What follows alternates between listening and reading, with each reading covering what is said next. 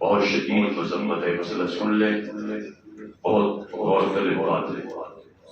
باجماعت نماز پڑھ رہے ہیں، کسی بھی جگہ پر آپ امام سے پہل نہ کریں، امام کے بعد آپ کام کریں۔ امام ابھی کھڑا ہوا ہے رکوع سے اور پتہ چلا کہ آدھے مقتدی سجدے میں چلے گئے، یہ جائز نہیں۔ حضور فرماتے ہیں ڈرو اس بات سے کہ تم یہ جو حرکت کر رہے ہو تمہارے اللہ تمہارے چہروں کو نہ بگاڑ دے۔ ہمیں نہیں ہے یہ بات، اس کو سیکھو۔ اس لیے فرماتے ہیں بزرگ کہ رکوع سے کھڑے ہو کر اور بنا رہ کر حمد کے بعد کی دعا سیکھو، تاکہ تمہیں ٹھہراؤ تمہاری نمازوں میں پیدا ہو کہ یہاں بھی کوئی دعا ہے حمدن کثیرا طیبا مبارکا فیہ، اس کا بڑا اجر ہے۔ دو سجدوں کے درمیان بھی یہی ہوتا ہے، امام ابھی ایک سجدے سے بیٹھا، آپ اتنی جلدی میں ہوتے ہیں کھٹک کر کے امام سے پہلے دوسرے سجدے سے، ان دعاؤں کو سیکھو، ٹھہراؤ پیدا کرو۔ اور یاد رکھیں اگر کسی کو دعا نہیں آتی تو ہر بندے کے لیے اتنا ٹھہرنا رکوع کے بعد کھڑے ہو کر سیدھا، جس میں پورے اعضاء تمام جوڑ اپنی جگہ پر ساکت ہو جائیں، یہ واجب ہے۔ دو سجدوں کے درمیان بھی یہ اتنا ٹھہرنا اور سیدھا ہو کے بیٹھنا کہ جس میں آپ کے تمام جوڑ اپنی جگہ پر آ جائیں، واجب ہے۔ باقی دعاؤں کو پڑھنا سنت ہے، تو ہم سنت کو کیوں چھوڑیں؟ اہل سنت کیوں کہلاتے؟ اہل سنت ہے کیا؟ ہم اہل سنت ہیں، تو سنت کبھی تو عمل ہوگا کہ ہم اس کو سیکھیں گے، کریں گے۔ ایک بات، نماز ہو رہی ہے، آپ لیٹ آئے، امام رکوع سے کھڑا ہو گیا۔ میں نے ہمیشہ ایک بات کہی ہے کہ ہمیں غلط فہمی یہ ہو گئی کہ نماز میں آیا لیٹ ہو گیا، اب میں کھڑا رہوں گا کہ جب تک کہ امام سجدہ اور اگر پوری کر کے کھڑا نہیں ہو جائے گا، میرے لیے بڑی مصیبت ہے، میرے لیے بڑا عذاب ہے، بڑی مشکل ہے کہ میں جا کے سجدے میں شریک ہو جاؤں، مجھے تو نہیں جائے بس یہ اٹھے گا تو پھر میں نہیں۔ حکم یہ ہے کہ جہاں امام پہنچا آپ اپنی امام کے فوراً وہاں پہنچے۔ امام نے اگر ایک سجدہ کیا اور اس سے اگر ایک سجدہ آپ کو ملا، حکم یہ ہے کہ اس ایک سجدے کو بھی حاصل کیا، وہ کیا فضول کام ہے؟ کیا کمال ہے؟ اس لیے اس کے اہتمام کے کھڑے رہتے ہیں انتظار میں، پھر بہانے بناتے ہیں، کوئی موضوع سیدھا کر رہا ہے، کوئی ناک ہو جا رہا ہے، کوئی داڑھی کو پانی جھاڑ رہا ہے، صرف یہ ہوتا ہے کہ بھائی یہ کب اٹھے گا تو میں کچھ نہیں۔ بڑی خسارے کی بات ہے۔ اور کسی بات ہے کہ مسئلہ میرے نوجوان دوست کئی دن سے پوچھ رہے تھے، میں نے کہا جمعے پر بتلاؤں گا سب کو فائدہ ہوگا۔ ایک مسئلہ ہمارے یہاں بڑا عجیب ہے، عبادات میں سب سے اہم عبادت، سنیں کانوں کی کھڑکیاں کھولیں، محل ویل ہٹائیں، سنیں، عبادات میں سب سے اہم عبادت، سب سے بڑی عبادت نماز ہے۔ نبی پاک صلی اللہ علیہ وسلم کی زبان صادق سے یہ ارشاد ہوا کہ حضور فرماتے ہیں قیامت سب سے پہلے حساب کس کا ہوگا؟ نماز کا۔ تہجد کا نہیں، کتنی تہجدیں پڑھے، کتنے نوافل کھڑکائے، کتنے چیلے جماعت میں لگائے، نماز کا پہلا سوال ہے قیامت۔ ٹھیک ہو گیا؟ نماز اہم عبادات ہے، اہم عبادت ہے تمام عبادات میں۔ ٹھیک ہو گیا؟ یہ فرض ہے ہر بالغ مرد عورت پر، جو شعور رکھتا ہو، عقل ٹھکانے ہو، سب پر۔ ٹھیک ہو گیا؟ یہ اتنی اہم عبادت ہے کہ ہر بندے پر الگ الگ پڑھنا ہے۔ میری اہلیہ ہے وہ اس پر نماز فرض ہے، میرے بچے ہیں اس پر نماز فرض ہے، میں ہوں، ہر بندے، ہر بالغ مرد عورت پر فرض ہے۔ اور نماز جنازہ فرض کفایہ ہے، کوئی محلے میں بندہ نہیں، ایک بندہ میت کو سامنے رکھ کر دعا کھڑے ہو کر جنازہ پڑھا دے، نماز ہو گئی، سب پورے محلے والوں کے اوپر سے گزر گیا بوجھ۔ فرض سمجھ میں آیا؟ فرض نماز ہر ایک بالغ مرد عورت پر فرض، اور نماز جنازہ فرض کفایہ ہے، ایک آدمی پڑھ لے گا سب کی طرف سے ادا ہو گیا، اور اگر کوئی بھی نہ پڑھے تو تمام محلے والے پڑھے گا۔ مسئلہ سمجھ میں آیا؟ اب اگلی فرض کفایہ پر ہم اتنا زور لگاتے ہیں، اتنا جھگڑے کرتے ہیں، فرض نماز پڑھیں گے اس مولوی کی وجہ سے دیوبندی کے مولوی کی ٹانگ بڑھا، نماز جنازہ کے لیے چناؤ کریں گے اس بندے کو، نہیں، میری اماں فوت ہو گئی تھی، میری اماں کا جنازہ بریلوی پڑھا گیا، اس کو میں دعا کریں۔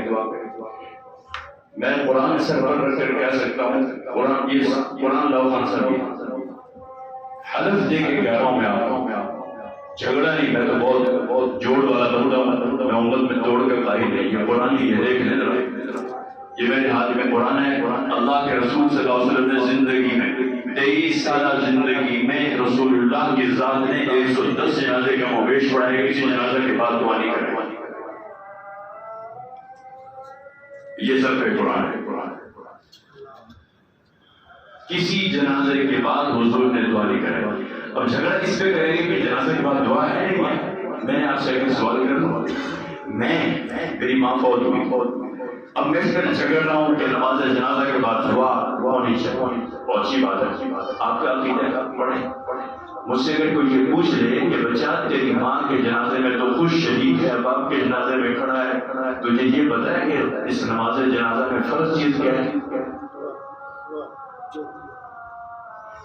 دل پہ ہاتھ رکھو، اللہ کو جان دینی، میں نے بھی مرنا، میری قبر میں جاؤں گا. اس سے اس بات کا سوال ہونے کا میں نے جھوٹ کر بولا تھا.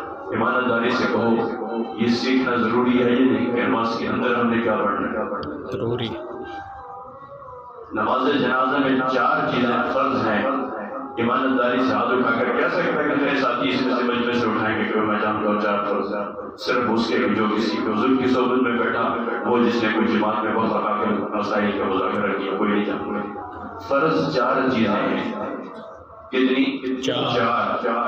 جتنے بندے بیٹھے ہوئے 100 200 ہوں گے، آدھوں سے زیادہ کہیں. نماز جنازہ کی بھی دعا کرو، پتہ ہے وہ بھی میں نہیں کرا رہا ہوں، وہ اس کے لیے بھی مولوی کی راہ پہ لا رہا ہوں. اور جو اللہ نے اس کے رسول نے مجھے حکم دیا سیکھنے کا، اس کے لیے میری موت تھی.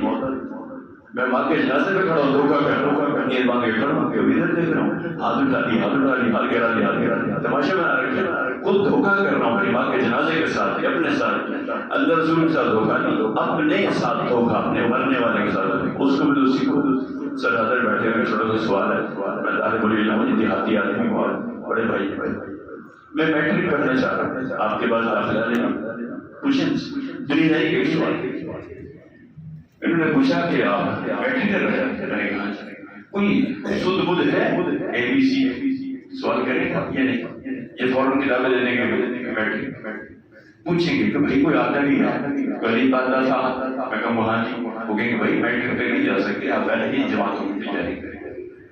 وہ خدا دے بندے ہو، جھگڑ دے ہو، جنازہ کے بعد کی دعا پر اس سے پہلی کتابیں تو پڑھ لو، دعائیں ضروری ہیں.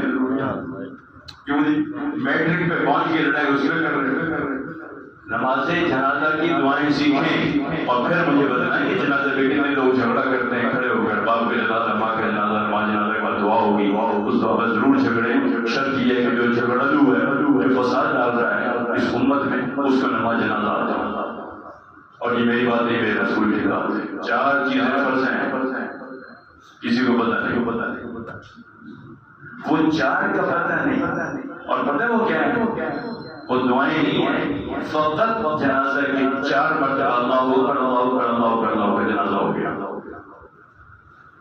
کیسے آپ اسلام کے وقت میں شریک ہوئے نماز جنازہ میں کسی کے، اور دیکھا کہ امام تو سلام پھیر رہے ہوئے، آپ یہ مانتے کہ اللہ اکبر اللہ اکبر اللہ اکبر اللہ اکبر، اور امام نے کہا السلام علیکم، نماز جنازہ ہو گیا. کتنا کو پتہ ہے؟ تو یہ سیکھنے کی چیز نہیں ہے. پہلی رکعت کے بعد کیا پڑھنا ہے، دوسری کے بعد کیا پڑھنا ہے، تیسری کے بعد کیا پڑھنا ہے. کون سے قرآن پڑھا جاتا ہے؟ کوئی سورہ بقرہ پڑھی جاتا ہے. اتنی پہلی رکعت میں اتنی سی تصویر، دوسری میں اتنی سی، تیسری میں اتنی سی، چوتھی میں سلام پھیر کے گھر جاؤ، اپنے اپنے گھر میں جاؤ، جاؤ. لیکن سیکھنے کے لیے موت ہے، فساد اس پہ ڈال دیا. نہیں، تاکہ سب سے زیادہ نہیں پڑھا. فرض نماز پڑھو گے کہ جنازے میں ماں کے میرے بھی مولوی پڑھائیں. آپ کو نماز جنازہ تو آنا چاہیے. پھر آپ دھڑے سے کھڑے ہو کر کے جنازے کے بعد دعا کرنی. میں کہوں جی پھر تسی کراؤ، آپ کو تو اندر کی جانتے باہر نہیں کیا کرنا. تو امت میں فساد نہیں ڈالو، سیکھو. یہ سیکھنے کی چیزیں. میں آپ کو آج بھی جنازے کو چھوڑے. فرض نماز جس کا حکم اللہ نے دیا، فرض نماز جس کے لیے رسول اللہ نے فرمایا میری آنکھوں کی ٹھنڈک ہے، فرض نماز جس کے لیے حضور نے فرمایا یہ کفر اور ایمان کے درمیان پل ہے، فرض نماز جس کے بارے میں حضور نے فرمایا سب سے پہلے سوال ہوگا اللہ کی قسم جو 40 سال سے نماز پڑھ رہا ہے، حلفیہ کہہ رہا ہوں، قسم اٹھا کے گھر میں بیٹھ کے اللہ کے دعوے کے ساتھ 40 سال سے جو نماز پڑھ رہا ہے، ایک رکعت سنت کے مطابق پڑھ کے دکھا دے. کیا آپ یہ سیکھنے کی چیز نہیں. ایک رکعت اگر میں یہ کہہ دوں کسی ٹوپی اٹھانے والے کو لیکن اس کو صدقہ کی فسادات کی ساری باتیں ہیں. ایک رکعت کے بعد تم کھڑے ہو جاؤ, سیدھے کھڑے ہو کر 2 سجدوں تک ایک رکعت بند کیے, مجھے پڑھ کے دکھاؤ کہ رسول اللہ کی سنت کے مطابق نماز کیسے تھی, حضور کیسے کھڑے ہوتے تھے, کیسے نیت باندھتے تھے, کیسے رکوع ہوتا تھا, کھڑے کیسے ہوتے تھے, کیا کیا چیزوں نہیں خبر. اس کو پتہ کیا ہے, اس کو کیا ہے, بس وہ قاری صاحب ہوتے ہیں اللہ کریم ہے. ابے جھلے, اسی کریم نے تو حکم دیا سیکھ کر آنا ورنہ تمہیں چترول کراؤں گا فرشتوں سے. صحابہ سیکھتے تھے, اس لیے میں کہتا ہوں صحابہ کو ایک جماعت نہیں تھے, ایک امام تھا, ایک فقیہ تھا, ایک عالم تھا جو گورنر تھا صوبے کے. اللہ کے قسم اپنے زمانے کا بہت بڑا امام بڑا, وہ گورنر یہ نہیں تھا کہ گورنر صاحب ہے جی چودراہٹ کر رہے ہیں پورے صوبے پر, بدماشیاں لگا رکھی ہیں اللہ کے مخلوق کے ساتھ, اور عید کا وقت ہے کہ مولوی صاحب آپ چلے ہمارے تو سننے میں ٹھیک نہیں. تو یہ نہیں کہتے تھے وہ ڈرلے سے مسلح امامت بھی کھڑے ہوتے اور گورنر بھی کہہ رہے ہیں. اس لیے آج تک زندہ ہے وہ, میں اور آپ مر جائیں گے اس کے بعد مری جائیں گے. وہ آج تک وجہ سے نہیں کہ انہوں نے تمام چیزوں کو سیکھا رسول اللہ کی صحبت میں رہ کر. اللہ کی رحمت سے اس امت کو ایک کر دے, اللہ کی رحمت سے اس امت کو نیک کر. آمین. ہم ایک ہو کر رہیں, نیک ہو کر رہیں, مسائل سیکھو. کوئی سوال ہے, کوئی کرنا چاہتا ہے اور یہ بیٹھا بول بھائی جواب دے. میں تو امت میں اتحاد کا قائل ہوں.